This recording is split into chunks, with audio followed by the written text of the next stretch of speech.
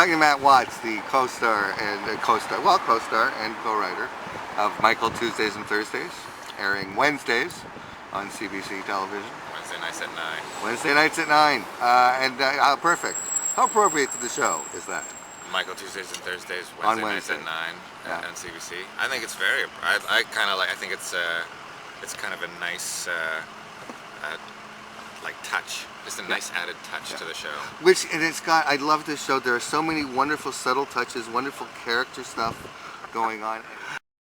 So I must admit to having some trepidation, although we had met before, I had this conversation, because just the fear that you are in fact as fragile as the character on TV, because there is that very odd credit at the end based on the neuroses about what. So how close is this guy, Michael, to you? Well, I'd say that he's pretty close in a lot of ways, but it's more. I was more like that about 5 or 6 years ago. I think. Then I did go into cognitive behavior therapy, so I'm probably just as sensitive, but in terms of the anxiety and the panic, I've learned to manage and cope with it a lot better. Because again, the difference between living it and playing it requires resolving a lot of the issues that you're playing. Yeah, exactly. I don't think I'd be able to shoot the show if I was actually that screwed up. Yeah. Well, now, for people who haven't yet seen it, and once again cannot encourage you enough to watch Wednesday nights at 9, Michael Tuesdays and Thursdays. It's Bob Martin. First of all, there's a lot of the people involved in Slings and Arrows. Yeah. Writers, and Mark McKinney's in the writers' room, and co-producer, you're co-writing. It's this dream team. I mean, Don McKellar directs the first couple of episodes brilliantly. Yeah. So this is a wonderful tight group. You all sort of know each other's rhythms a bit. Yeah. There was a definite shorthand, I'd say. Yeah. When we got the set. I mean, there was a learning curve for sure, just because I don't think none of us had ever worked together in this capacity. Like we'd all worked together. The earliest that the 3 of us worked together was on Twitch City, so there was the writing room was sort of easy to fall back into. But on set, it was a different vibe. And Bob, who plays, the premise being Bob is a psychiatrist. Yeah. The thing I love about it, his motivations are complicated as your neuroses. Right. That he's not above exploiting you. Right. But at the same time, he really cares. Right. So he's writing a book, which is again yet another wonderful aspect of this. The way he rewrites himself in the voiceover, the narration. It makes this show so interestingly multi-layered. Right. But that's the premise, that you're his pet patient and have many issues to be resolved. Yes. Which is also, it can be drawn parallels to the fact that, Bob's the head writer of the show and created the show based on my anecdotal neuroses, incidents. Yeah. Like and people who aren't familiar with Bob, because he works often behind the scenes, of course, the star and writer of Johnson Chaperone and Tony Award winner. Yes. And there was a lot of, well, what is this guy going to do next? I mean, and this is like the perfect vehicle. Yeah. No. Bob, I think it's a way for him to explore his own issues. I mean, as a lot of writers do, they explore their neuroses through writing. So, Bob playing a psychiatrist sort of makes Bob playing a sort of unaware of his own issues psychiatrist sort of seems fitting. Yeah. And it's a wonderful parallel journey. Yeah. And again, he's not without his issues. There is, of all the wonderful performances, we have to include Jen Irwin. Oh man, she's as fantastic. The editor. Yeah, no, again, she's great. The subtleties and again, very needy and neurotic person. Oh, she was great to get, and she's been a friend of ours for years, and I think actually out of all those guys, I've known her the longest. I met her when I was like 17.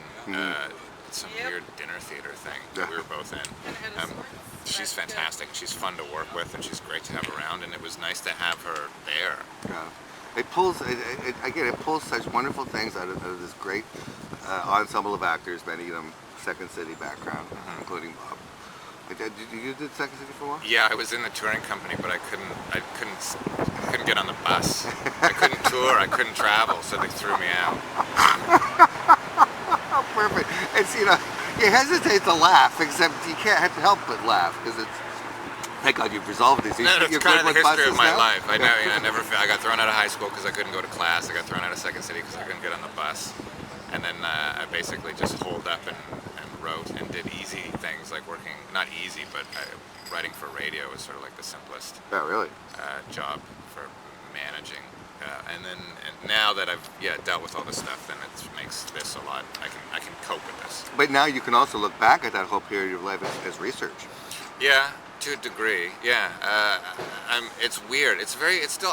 There's this disconnect for me and the show and the content of the show that it's hard.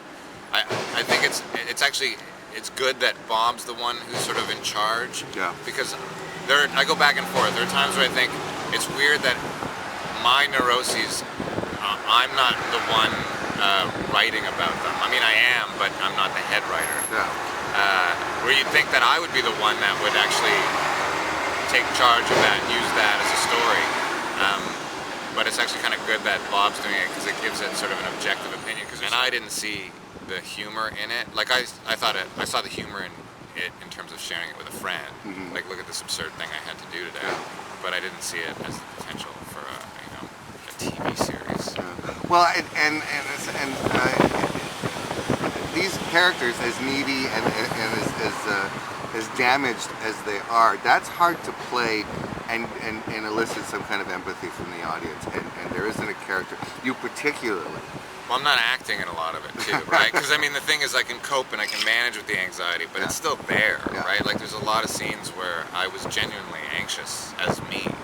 So it was like, well, I don't really have to play it. Yeah. Just be anxious because I am. This could be the ultimate therapy, really. Well, it is, actually. No, well, that's the thing is, I still try to get out of a lot of things that I don't want to do because I get anxious. Mm-hmm. But when you're on set and it's like, okay, climb this ladder and go up to Lansdowne Stadium or whatever, and I don't want to do it. But then you've got a whole crew there and a lot of money at stake. It's kind of like, well, all right, I don't have a choice. I have to do it. Well, there's that. There's the half. But then forcing yourself to do it makes you more comfortable with it. Well, again, and being who you are, there's the half empty, half full. I'm guessing you're kind of a half empty guy. but the half full part is you've got this great supportive group of friends and people that you are comfortable with. Yeah. And you've got Bob very much providing the role of therapist in that he's giving you this perspective on your own stuff. Well, it's kind of funny. There are a few moments through production where we'd find ourselves in conversation that just basically sounded like therapist and patient. Anyway, but then sometimes the roles would reverse. I'd actually I'd act as Bob's therapist, and Don to a certain degree as well. It's sort of like the three of us would have these conversations that all just felt like therapy. Yeah. And you're right. It was a great support system. And I mean, I couldn't. Because we shot it in Ottawa, and I'm not a comfortable flyer. I had to fly out with Don, and he basically held my hand the entire flight.